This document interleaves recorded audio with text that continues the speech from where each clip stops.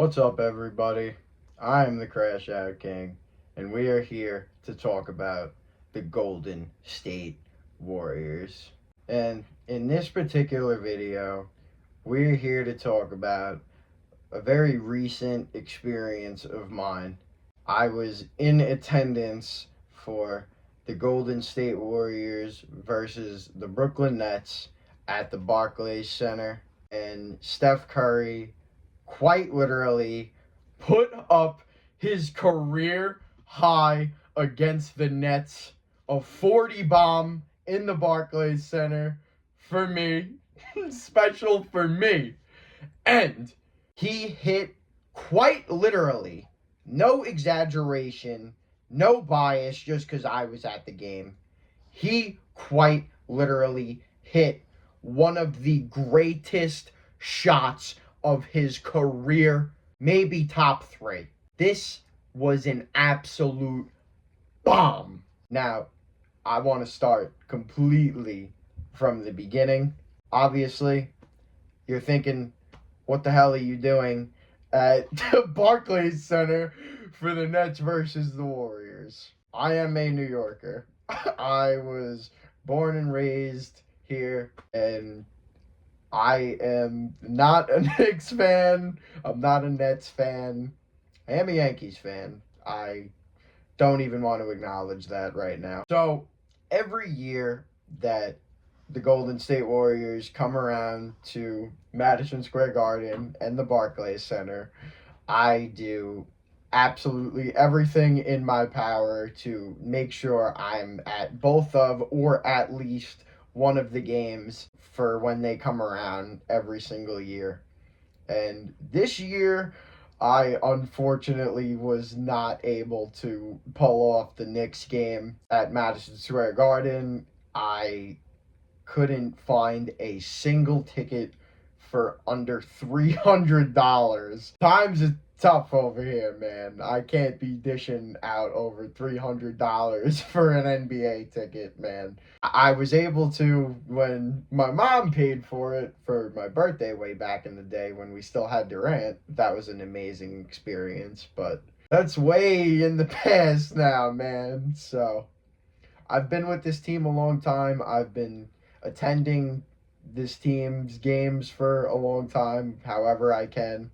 I have unfortunately never had the luxury of attending a Warriors home game. I plan on taking a vacation to San Francisco before Steph Curry retires so I can experience that. What I did have enough money for this year was getting to the Warriors Nets game at Barclays Center. And even this game was more expensive than what I paid for my ticket last year when I also went to go see them play the Nets at Barclays Center. I paid $88 for my ticket last year. I remember. And I was sitting in pretty much around the same area that I was sitting this year. This year I paid $160 for my Warriors Nets tickets.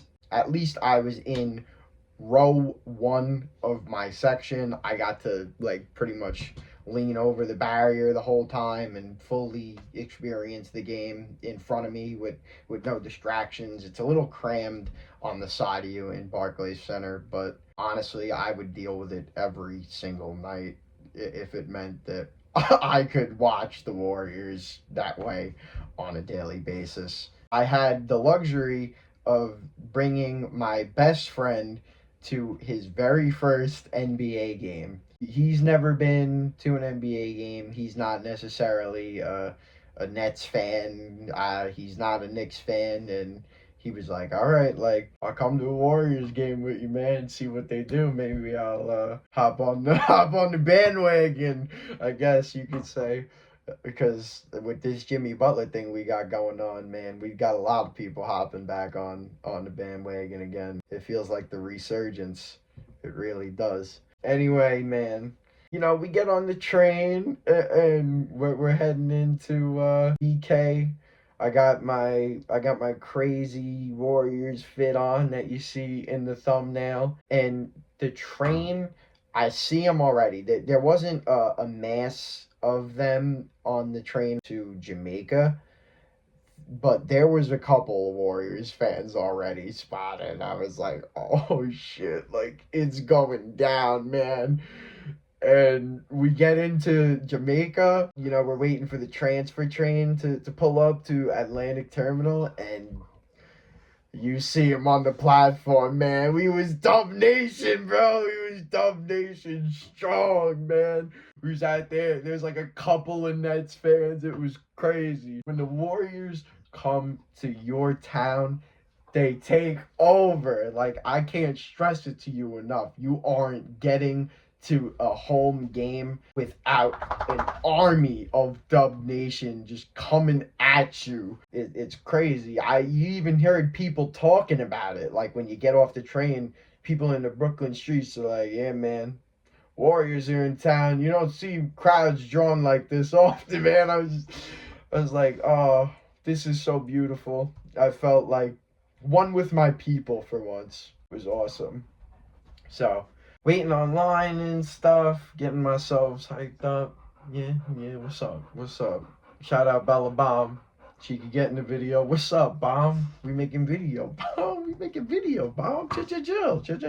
We're walking in, and, I'm thinking, like, we're at least gonna, hear some type of crap from some Nets fans or something. We're walking in, we got people going like, "Go Warriors!" Yeah, I feel like I'm with my people, man. So we get in there, and we had to get a bunch of snacks and stuff. My friend treated me a little bit, man. We got ourselves some Barclays Center Philly cheesesteaks, and I think this had something to do with it, man. I was sure to get Steph Curry's favorite, man. We got each ourselves a big thing of popcorn, man. Steph Curry loves his popcorn. I said to my boy at the cash register, I was like, yo, this the Curry popcorn. It's going to give him powers tonight. Yes. I did it, man. We get to the seat, and the first person I see out there before anybody else, he was out there alone on the court. He was either the first one out there or the last one out there after practice. But who of all people? Draymond Green is out there getting 3-point shots up, man. And he was knocking them down. He was out there either first or last. He was the only person on the court. As soon as I got in and was able to get to my seat to like see what the situation with the seat was and watch practice for a couple of minutes, I saw Draymond out there, one and only, hitting 3-pointers. Respect to him. He's on his grind still after all these years, and it's just yet another sign of the rejuvenated energy in the Golden State Warriors with the arrival of our Bubba, Jimmy Butler. Let's go, the third, baby. Anyway, we get seated. It's coming up on game time, and I'm going to throw in I got some pre-game videos. I didn't take any videos actually during the game, but I'm going to throw in the pre-game videos that I got to warm up for you guys. I was getting myself hyped up a little bit, taking videos of people. This is just me enjoying some stuff in the moment, sporadically.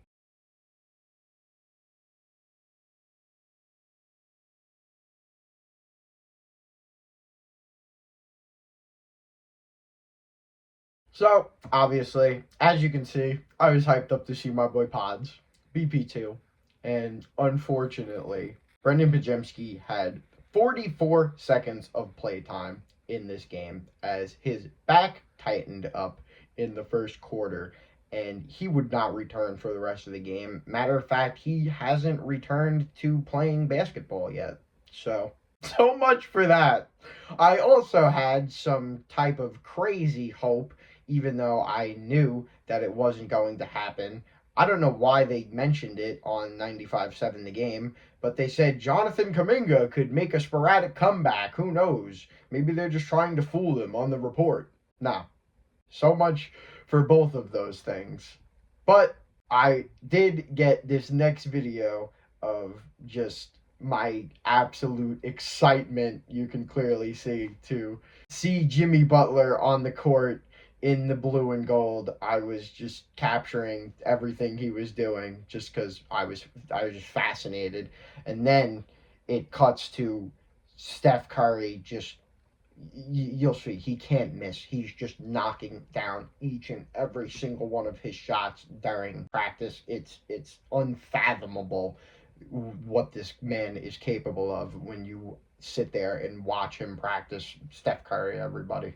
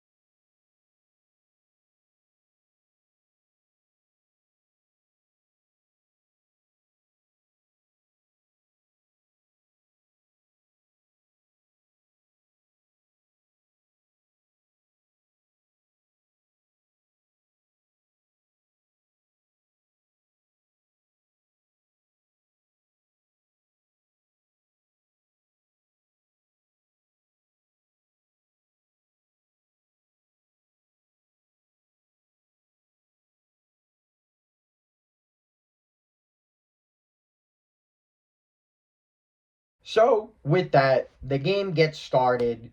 The energy is high. Everything's feeling good. I literally met a pack of Dubs fans that was sitting next to us. We were all feeling good. Everybody was hitting their shots in practice. Buddy was getting them up. Like everybody was hitting their shots. The game starts, and boy, oh boy, did we get hit with a reality check real quick. The Warriors went down as much as 22 points. And this happened multiple times. Like we would claw back a little bit and like bring it to within 13, 12, and they would just boom, get it right back up to 20 again. It was looking horrible for the majority of the first half of the game. My poor boy is sitting there, he's like, dude, what's going on right now? I was like, I don't know, man. But it ain't over till it's over, man. That's all. I was like, yo, this shit ain't over till it's over. Because I've been watching this team. Like I said, I've watched every single game this season. And I have seen us dig ourselves out of some extremely deep holes. And this is the Brooklyn Nets we're talking about here. This team was playing the craziest defense on us in the first half.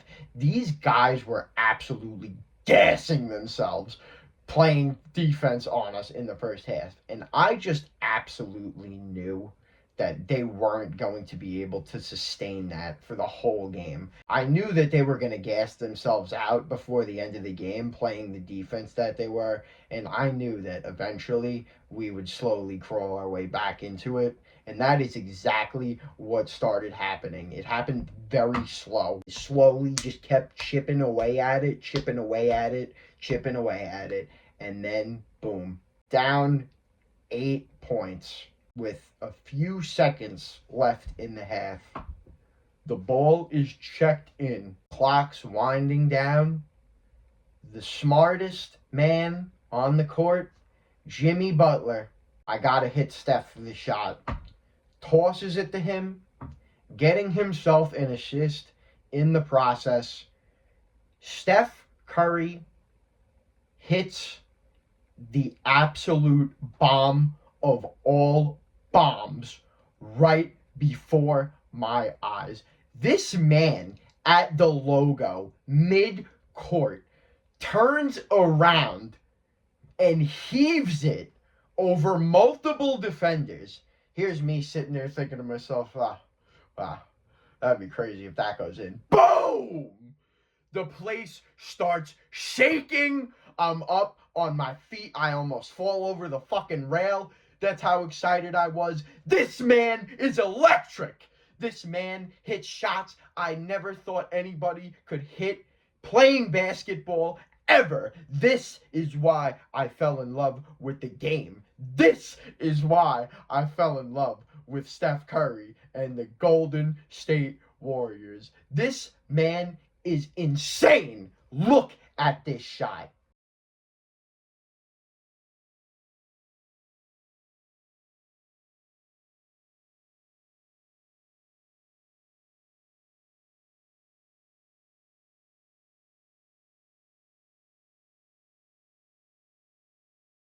And if you don't like that, you don't like NBA basketball, man. Couldn't have said it better myself. It's just absolute greatness happening before your eyes. It's undeniable, and I chose to buy into it and not hate on it. And watching this for the past decade has just been an absolute blessing from the greater powers. I feel like I was born when I was to have the opportunity to watch this team and watch this dynasty. People aren't grateful enough for this. What we are seeing is never going to happen again. It cannot be replicated. Anyways, Curry hits the bomb. The Warriors are only down 5 going into the half. I know we're going to come out and do our third quarter thing. Third quarter Warriors. I turned to my boy and I said, dude, it's all good. Yeah, Warriors are going to win this game, man. Yep, it's all good, dude. Sure as hell, man. We came out absolutely gunning in the second half, man. Applying that pressure. My man, Gary Payton II, who I didn't even think was gonna play in the game. This man is so dedicated. He took his off day in New York between the Knicks and the Nets game to get fitted for a face mask so he could be ready to play for the Nets game. So I show up, I find out GP2 is playing, and I was excited just to see him play. Not only did I get to see him play, I got to see him put up what was at the time his season high 16 points. This man was everywhere on the court. He even got into a scuffle in the first half. Steph Curry got himself an offensive foul in the first half. They were hounding him on defense, like I was saying. And I remember they checked the ball into him, and he shoulder checked the crap out of this dude, and he flopped down to the ground. It's something you never see Steph Curry do. I turned to my boy, and I was like, that is something you never see Curry do, man. He was like, hey, oh, shit's crazy tonight. Like, this is the game to be at. Gary Payton scuffling, man. Like, it was a crazy game, man. These guys, it felt like a rivalry going into that second half, man. But we came out ready for that. Gary Payton II. Boom, man. This man in our game against the Portland Trailblazers put up a career high 26 points, knocking down 3 after 3, throwing down alley-oops. Please don't get me distracted with that. But anyways, my boy Moses Moody was out there dropping a couple trays in there too. Quentin Post was out there getting busy a little bit, hitting those threes a little bit. And Jimmy Butler, not only does this man connect the game, moved the ball like an absolute genius. He gave me a 25-point performance along with Steph Curry's 40 bomb. It was just simply too much for the Nets, man. It was too much. Draymond was everywhere in the game, getting into the heads of the defenders and the refs. You go to the game and you see Draymond on the floor in person, he's on that shit. He is on everybody. He's in their heads. You really need to understand what Draymond is doing on the court. He is affecting the game in so many ways that nobody even realizes, man. Draymond Green is genius. I even got to see my boy Loondog in there grabbing some offensive rebounds and stuff with the benching of Trayce Jackson-Davis lately. So that was cool too. There was just a lot of key contributions from a select group of players in this game. And it really just came down to everything connecting for us in the end and just being absolutely too much for the Nets. And the refs, let's get into this, man. So, I literally have a picture that I'm going to put up right now to show you guys. This is right before the end of the game. Curry hits a three-pointer. He hits the night-night. I am hitting the night. I don't want to. Listen, I'm not the crazy delusional fan, man, but I was up here right in row one. I had a bright fucking yellow Draymond Green jersey on. I'd be visible clear as day. Curry's down in the corner. I'm up like right here. He hits the three in the corner, hits the night-night, and I swear to you, man, it was as if he was looking right up at me, also hitting the night-night with him, man. I don't want to, say too much, man. It's crazy assume shit, man, but I really felt that shit, man. I did, bro. I felt the energy. Everybody in the whole section around me was hitting the night-night with him. We were going crazy. It's just the energy that Steph Curry brings to town. So anyway, we all think the game is 100%, 1,000,000% over. Not even a chance. And here goes the refs on an absolute tear, man. So I'm going to show you guys the picture of that I took when I thought the game was pretty much over. And then you're going to see the clip of me taking the final score at the end of the game. So here's the picture right now. As you can see, we're up by 10 points, right? Everything is all sunshines and daisies, right? Now, you know what the refs do to the Warriors on occasion. They'll just absolutely start calling the most heinous calls against us. They'll start blowing whistles on anything. They were calling whatever. I remember they called a backcourt violation. They were literally calling everything to get the Nets not only back into this game, but they were literally trying to sell it for the Warriors. They wanted us to lose this game so bad, those referees. This game ended by one possession. I'm not even kidding you. It went from a 10-point game to a one-possession game at the end. See for yourself. Fuck these refs! They'll do whatever they can to make us lose! And we'll still win! Let's go!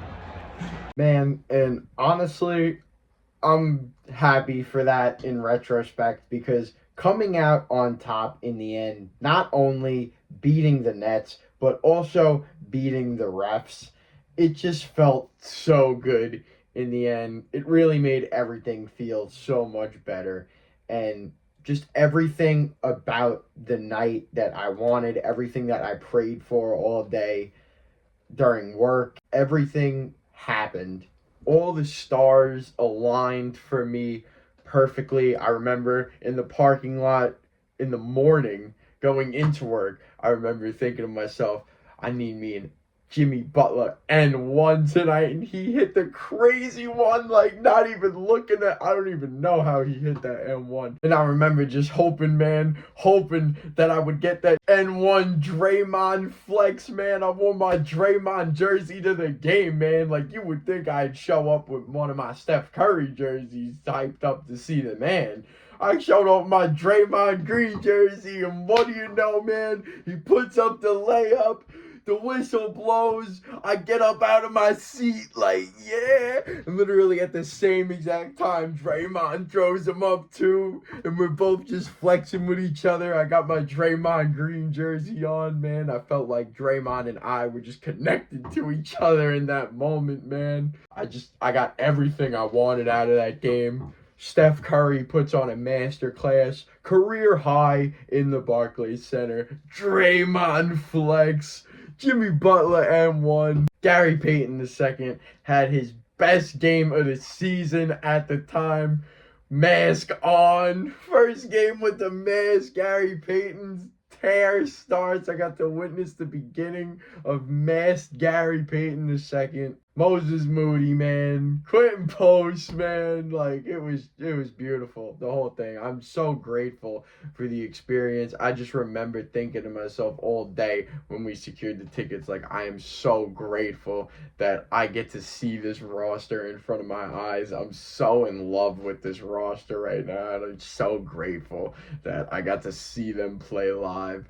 Shout out to my boy coming to the game with me, his first NBA game, making the experience possible. This one was absolutely life-changing. Out of all the games I've been to, this was absolutely the best one yet. Even better than back in the day when I went to go see them play the Knicks when we still had Durant. Like, this game was the best game I have been to yet.